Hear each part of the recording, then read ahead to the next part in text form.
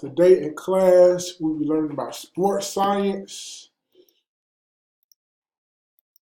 The grade level will be 8th grade science and physical education. The learning objective, student will be learning the cause and effect relationship between force, mass, and motion. Student will be learning the force from a football player hits an average person. They will also learn the power from a football player and where the most of the powers come from. Students will also measure the mass force of a tennis ball, baseball, and a wiffle ball to see the difference.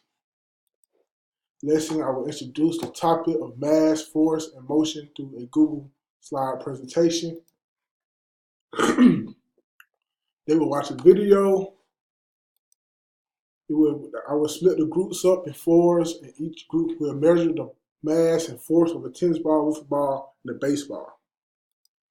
They will write down the mass and force of each ball on a Google Sheet chart, and the student will blog on their blogger about which ball will hit a bottom with more force. The end.